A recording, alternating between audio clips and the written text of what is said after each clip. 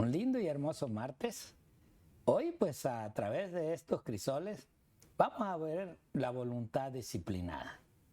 ¿Realmente hay disciplina en el Hijo de Dios? ¿O Dios aplica disciplina?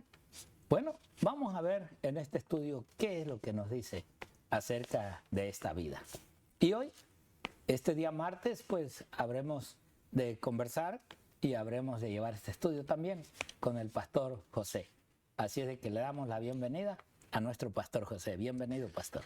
Muchas gracias, pastor. Gracias también a los hermanos y amigos que están ahí en sus pantallas también, dispuestos siempre a escuchar este maravilloso estudio. Hoy vamos a tener un estudio fascinante porque toca la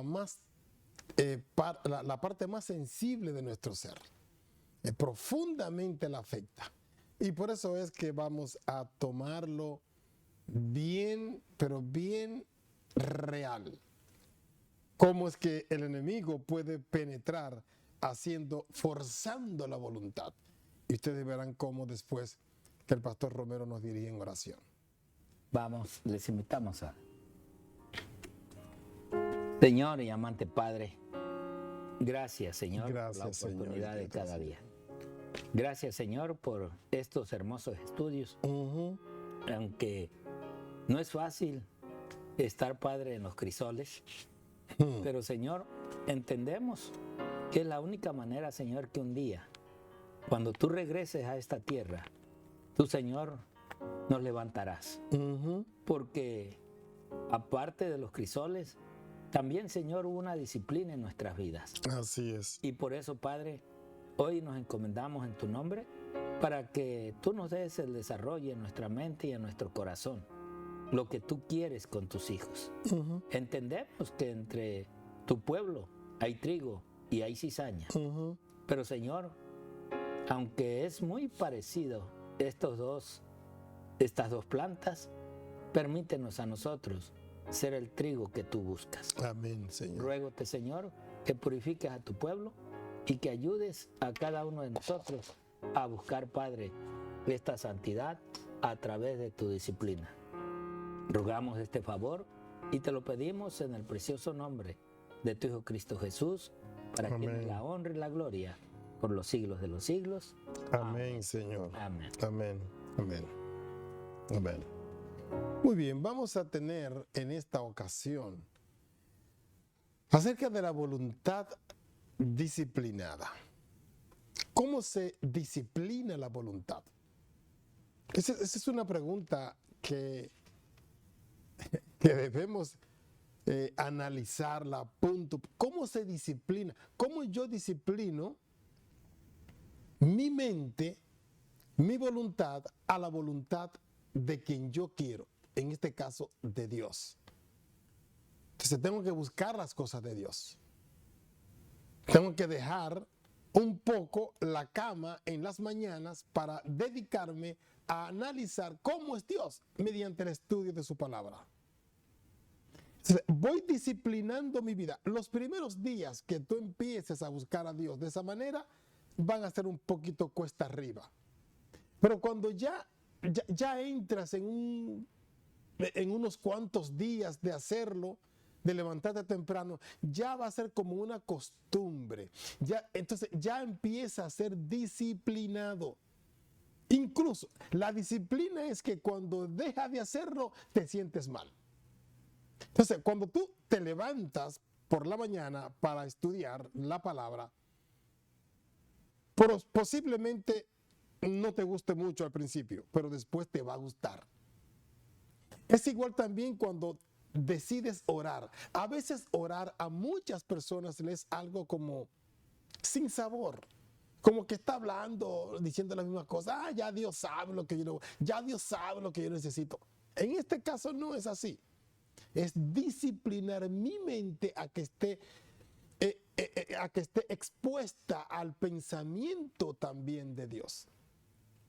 Exponer mi mente al pensamiento de Dios. Disciplina. Disciplina es ejercer cada día las cosas que son necesarias, reales, siempre y cuando quiero ir a algún lugar. Disciplina, así como tú llegas temprano a tu trabajo para que no te regañen o no te voten, lo haces ya prácticamente como una disciplina, porque cuando lleguen las 6 de la mañana ya tiene que estar en pie. O sea, que la disciplina la hago yo, sometiéndome a la voluntad de quien quiero servir.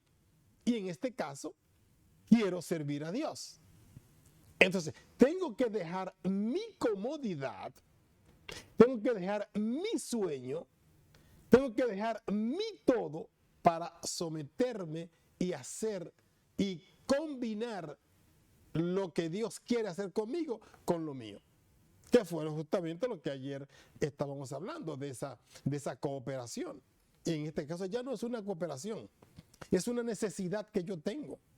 Yo tengo la necesidad de ser salvo y de hacer las cosas bien. Pues entonces tengo que adherirme a quien me va a salvar y a quien va a hacer las cosas siempre bien. Por un ejemplo, hay muchísima gente que dice, bueno, la música no es nada. Claro que la música es algo. La música te pervierte, la música está pervertida hoy. Mucha música. Tenemos muchos, en diferentes partes del mundo hay tipos de música que todos han sido revolucionados por el enemigo. ¿Ven?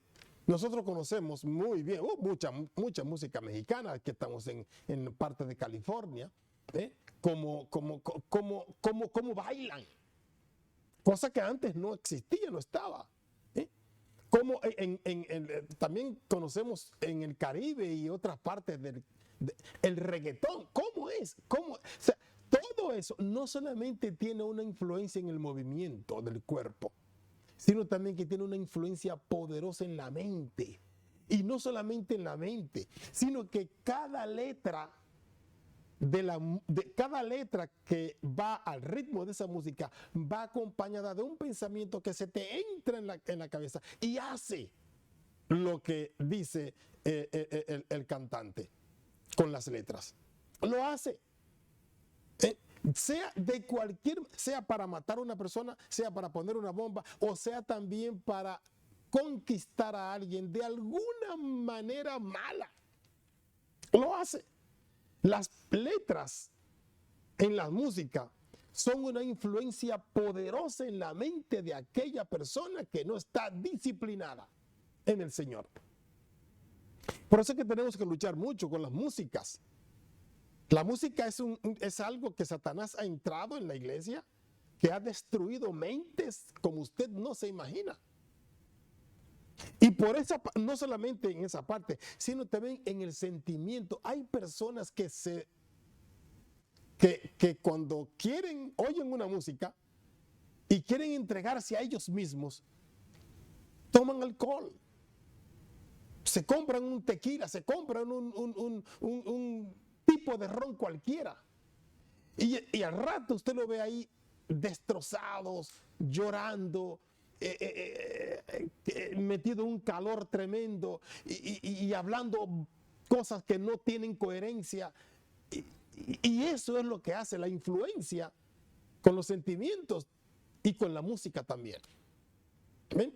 Por eso es que Dios muy claramente nos habla de disciplinar nuestra voluntad. Y únicamente disciplinamos esta voluntad hacia Dios, nosotros los seres humanos, cuando nos centralizamos en el estudio de la palabra de Dios y en la oración y en el trabajo misionero, en las actividades en la iglesia, no dejando lugar, no dejando espacio a la ociosidad, porque mente ociosa, taller del diablo. Así dice el apóstol Pablo. Entonces, nosotros tenemos que entrar en un sistema de cooperación con Dios de una manera extraordinaria. Fíjense, aquí nosotros tenemos un texto bíblico, ¿ve? Que nos ayuda mucho. Gálatas capítulo 2 versículos 11 y 12. Gálatas capítulo 2 versículos 11 y 12. ¿Ven? Así que nosotros nos entramos en algo tan especial. Aquí nos dice, pero cuando Pedro vino a Antioquía, fíjense cómo Satanás puede penetrar en el pensamiento de una persona para que haga lo malo. Solo con un gesto después puedes desagradar a Dios. Con un gesto, con una acción, desagradas a Dios. Y dice aquí el apóstol, ese es Pablo, hablando a los Gálatas de un acto que pasó allá también, que ellos lo vieron. Y dice él, pero cuando Pedro vino a Antioquía, le resistí. Él está hablando a los Gálatas, en Galacia, pero está hablando de Antioquía, que una cosa que pasó en Antioquía, que en Antioquía fueron donde vinieron los primeros cristianos.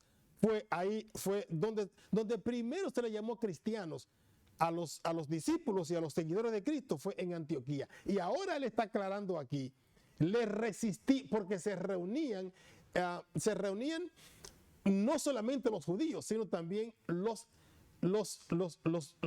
otros que Pablo había traído, los gentiles. Entonces Pedro tenía la mala costumbre que cuando estaba solo se quedaba con los gentiles, y muy bien, pero cuando venían otros, entonces hacía y se retiraba de los gentiles, y eso es un acto muy, muy desagradable.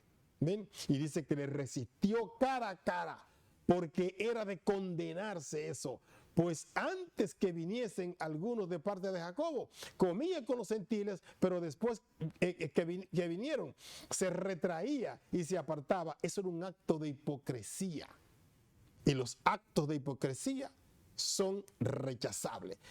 ¿Cuánto podríamos hablar de la hipocresía nosotros en estos momentos? ¿Ven? ¿Cuánto? Mucho más. Actos de hipocresía en la iglesia. Creyendo usted que está haciendo bien, no tiene una mente disciplinada. Y el que critica no tiene una mente disciplinada. El que hable mal de otra persona no tiene una mente disciplinada en el Señor. El que atropella al otro, el que dice, mira, yo digo esto, pero no se lo diga que fue yo que te lo dije, solamente te lo voy a decir. No. Eso es un acto de hipocresía, y eso es de condenarse, dice aquí el apóstol Pablo a los Gálatas. Todo acto de hipocresía es de condenación, y todo acto de hipocresía y toda cosa que se condene no está en una mente disciplinada. Vamos a disciplinar nuestra mente para el Señor, orando, hablando bien de la otra persona, no haciéndole mal a nadie, siendo bondadoso, corriendo la siguiente milla con la persona, dándole a la persona lo que necesita, aunque tenga yo que darle de lo mío. Vamos a reflejar el verdadero carácter divino. Y así entonces, de seguro que entraremos por las puertas del cielo. Con actos así como eso, con esa mente disciplinada. Oigan bien la palabra, disciplinar mi mente para Dios, Pastor Romero. Así es, Pastor José. En verdad que el capítulo o el estudio de hoy acerca de la voluntad disciplinada, pues usted ya mencionaba, es algo que debemos de buscar. A veces nuestra mente anda vagando por otros lados, o escuchando cosas que no debe de escuchar, o muchas veces buscando lo que no debemos de buscar. Así es. Es verdad que dentro de la iglesia, si tuviéramos y buscáramos esa mente en una relación con Dios, qué diferente se viera el pueblo del Señor. Así es. Qué diferente se viera la iglesia cuando la mentalidad de la hermandad fuera un solo propósito y un solo punto: buscar a Cristo, buscar el Espíritu de Dios, que no hubiera discordias, que no hubiera celos, Así que es. no hubiera envidia, Así es. Que no hubiera rencor, y que solamente nuestras mentes disciplinadas buscaran el Espíritu de Dios. ¿Cómo cambiaría la obra, el trabajo dentro de la iglesia y aún dentro de la obra del Señor para las demás almas? ¿Cuán diferente? Así es. Por eso es que la sierva del Señor, en el libro que lleva por título La fe por la cual vivo, en la página 318, dice ella, la fuerza de carácter consiste en dos cosas. Vean, la energía de la voluntad y del dominio propio. Perfecto. O sea, hermanos, Ya. ¿qué voluntad te lleva a ti en el camino de Dios? ¿Y cuál es el dominio que tú tienes cuando algo de repente sucede en tu vida? A veces nos damos cuenta que este dominio propio no es fácil. Muchos dicen, no, yo me domino, yo puedo vencerlo. No, yo sí me puedo detener. Hermanos, cuán equivocados estamos. Porque cosas inesperadas pueden venir, pueden suceder. Y vemos que muchas veces nos brincamos la barda. Ahí es donde realmente necesitamos ahora la energía de Dios. Suplicamos a Dios que su energía esté en nosotros para poder dominar nuestras propias voluntades. Así es. Dice ella, muchos jóvenes consideran equivocadamente como fuerza de carácter la pasión arrolladora, pero la verdad es que el que se deja dominar por sus pasiones es un hombre débil. En la juventud tienen el vigor, tienen la fuerza y creen que todo es para siempre. Y piensan que pues tienen vida, son jóvenes y que el viejo ya está viejo. Y que el viejo pues no sabe de la nueva vida. Hermanos, aún nosotros sentimos esa fuerza cuando ya las fuerzas no están en nosotros. Ya, así es. La verdadera grandeza del hombre y su nobleza se miden por el poder de los sentimientos que subyugan, no por el de los sentimientos que lo vencen a él. O sea, cuando algo te dice, mira, lo que hiciste está mal, tienes que ir a pedir perdón, tienes que hablar con la persona, tienes que hacer no tu voluntad, sino la voluntad de Dios. Y la voluntad de Dios es el morir al yo para que Cristo nazca en nosotros. Y el Espíritu Santo salga a relucir para dar ese testimonio de Cristo. El hombre más fuerte es aquel que, aunque sensible al ultraje, refrena, sin embargo, la pasión y perdona a sus enemigos. Ahora entiendes. Así es. Cuando hay algo que te dice, estuviste mal, no actuaste bien, hiciste mal, pero tú dices, no, yo soy yo. Y yo aquí, a mí nadie me tiene que decir nada. Hay que entender que fallamos y que necesitamos un cambio y que necesitamos la energía de Dios en nuestras vidas. Así es. Los tales hombres son verdaderos héroes. Cuando tú reconoces la falta, tú reconoces que le fallaste a Dios y le fallaste al prójimo. Allí Dios te reconoce como un héroe. Dios te busca y te ayuda para que sigas venciendo las demás. Mira, esta otra cita en otro de los libros descritos por Elena G. de White, en el libro que lleva por nombre Mi vida hoy, página 86. Dice así: se debe vigilar celosamente la mente. ¡Wow! Porque es la que hay que dominar, es la que hay que controlar, es la que hay que poner en un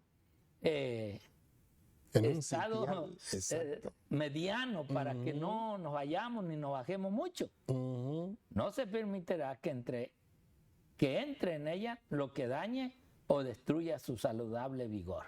O sea, ni debes de permitir, sino al contrario, debes de buscar la manera de construir y no de destruir. Pero para impedir esto, debe estar saturada de buena semilla, que brotando a la vida produzca ramas que den fruto. Buen fruto. ¿Y cuál es esa buena semilla? Exacto. La palabra de Dios, Amén. los himnos de alabanza que alaban el nombre del Señor, el Espíritu Santo. Cuando está llena de todo eso, mira, se te vienen textos, se te vienen himnos, y entonces tranquilo, calmado, porque alabas a Dios en ese momento del crisol que te está viniendo. Así es. Y la verdad es que cuando no hay un dominio, no hay en realidad un control, se te esfuma y se te va de repente. Porque Dios no está totalmente contigo. Mira esta última cita de este mismo libro en la página 86. Mira cómo nos dice esta cita. Cada uno de nosotros tenemos una obra individual que llevar a cabo, que consiste en ceñir los lomos de nuestros entendimientos, ser sobrios y velar en oración. Esto es personal, esto es cada uno. Tiene que reconocer y tiene que entender que necesitamos oración. Se debe dominar firmemente el entendimiento y obligarlo a espaciarse en los temas que fortalecerán las facultades morales.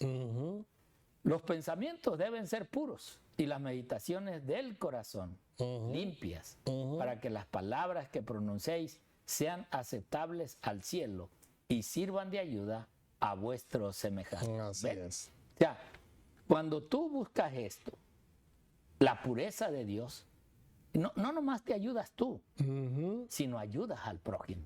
Así es. Ahora el prójimo te ve y ahora sí puede entender lo que Dios quiere de él. Amén, así es. No es porque uno lo domine, es porque Dios es el que va a dar la fuente de ayuda para salir adelante a aquel que lo necesita. Amén, amén. Así podemos decir que la disciplina realmente debe de ser una disciplina que uno la busque y que uno esté entregado a disciplinarse para el Señor. Amén, así es. Un feliz día y muchas bendiciones. Amén. Hasta mañana.